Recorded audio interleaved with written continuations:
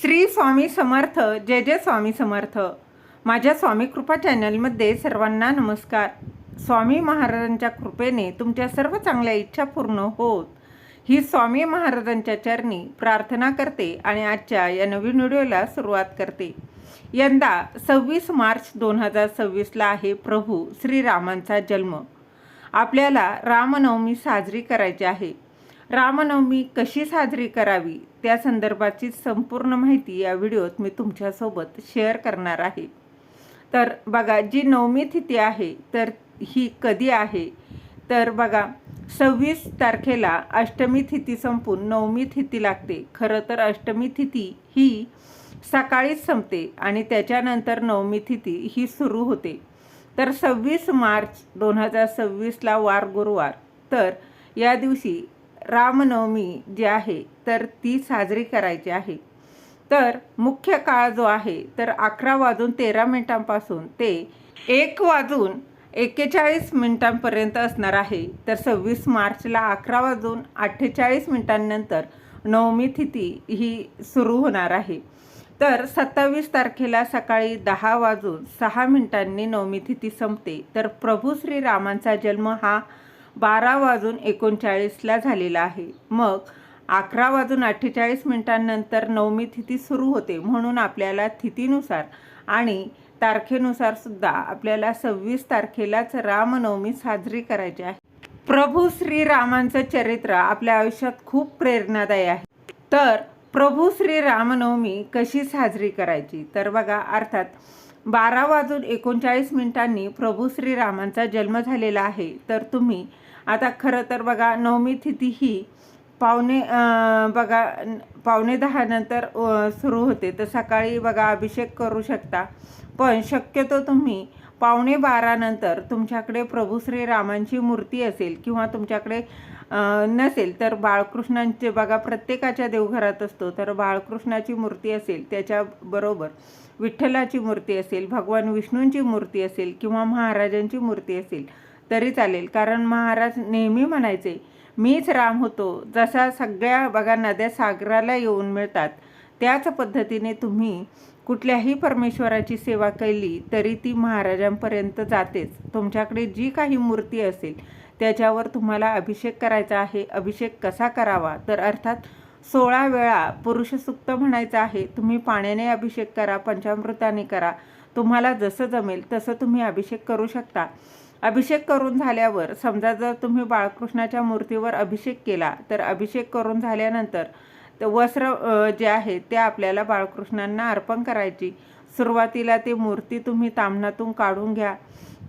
ती छानपैकी तुम्हाला चांगल्या कपड्याने स्वच्छ अशी पुसून कोरडी करायची आणि नंतर तुम्ही तांदळाची रास काढू शकता. त्याच्यावर तुम्ही बाळकृष्णाची मूर्ती ठेवा आणि मनातल्या मनात प्रार्थना करा की प्रभू श्रीराम माझ्याकडून ज्या काही सेवा होत आहे ती मी जी काही सेवा करत आहे मी त्यात तुमच्या चरणी अर्पण करते.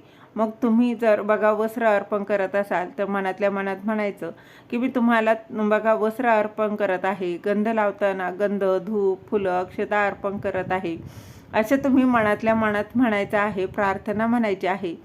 आणि तुम्हाला प्रभू श्रीरामांची आरती येत असेल तर ती करायची. आणि बघा तुम्हाला अगदीच 12:39 आपल्या घरात पाळणा असेल आणि जर तुमच्या बघा घरात प्रभू श्रीरामांची जर मूर्ती असेल तर ती मूर्ती तुम्ही त्या पाळण्यात ठेवा आणि पाळणा तुम्ही हलवू शकत बघा.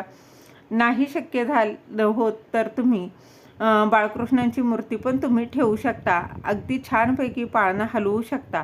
आता या दिवशी सेवा काय करायची तर त्याचबरोबर नैवेद्य तर दाखवायचा आहे. तर नैवेद्य तुम्ही शिऱ्याचा नैवेद्य दाखवू शकता. तुम्ही सकाळी बघा दाखवा किंवा संध्याकाळी दाखवा. बऱ्याच ठिकाणी प्रभू श्रीरामांच्या रामनवमी निमित्त उपवास धरला जातो. तर बघा त्याचबरोबर या दिवशी गुरुवार देखील आहे. गुरुवारची सेवा जी आहे तर ती काही बघा ती देखील करायची आहे. तर बघा तुम्हाला रामनवमी दिवशी तुम्हाला रामनवमीला बघा तुम्ही शिऱ्याचा नैवेद्यही दाखवला तरीही चालणार आहे.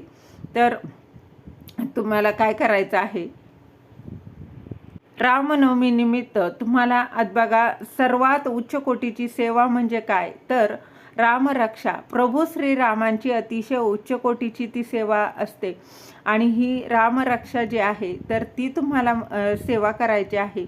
बघा, तुमची मुलं ऐकत नाही, मुलांच्या अभ्यासात विकास होत नाही, मुलांचं मन लागत नाही, त्यांचंसुद्धा बुद्धीमध्ये काय बघा विकास झालेला तुम्हाला दिसून येईल. इतकी रामरक्षा ही तुम्हाला म्हणायची आहे. तुमच्या बघा रामरक्षा जी आहे ती सेवा अतिशय उच्च कोटीची सेवा आहे, ही तुम्हाला म्हणायची आहे. आता बघा, नित्यसेवेचं जे पुस्तक आहे त्यामध्ये तुम्ही रामरक्षा तुम्ही त्याच्यातून पाहून म्हणू शकता. आता म्हणताना देखील बघा, तुम्हाला सुरुवातीला काय करायचं आहे, 1 ते 9 ओव्यांपर्यंत तुम्हाला बघा म्हणायचं आहे. त्यानंतर फलश्रुती आहे.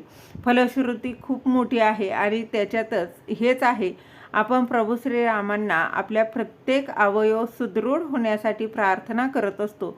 तर तुम्ही बघा, गर्भवती महिला असाल आणि बघा अगदी कितवाही महिना चालू असेल तरी बघा मधले 3 बोटं आपल्या गर्भावर ठेवायचे, रामरक्षा म्हणायची. खूप सुंदर आणि खूप दिव्य अनुभव देणारं हे रामरक्षा आहे. गर्भसंस्कारमध्ये देखील हे रामरक्षा जे आहे तर ते घेतलं जातं. रामरक्षा पठण केल्याच पाहिजे, अगदी प्रत्येकानं केलंच पाहिजे. तर अशा पद्धतीने तुम्हाला या दिवशी रामरक्षा स्तोत्र जे आहे तर ते आवर्जून पठण करायचं आहे. तुम्ही 11 वेळा पठण करू शकता, नाही शक्य झालं तुम्ही 1 वेळा तरी आवर्जून रामरक्षा स्तोत्र आवर्जून पाठ करा. त्याचं श्री स्वामी समर्थ. धन्यवाद.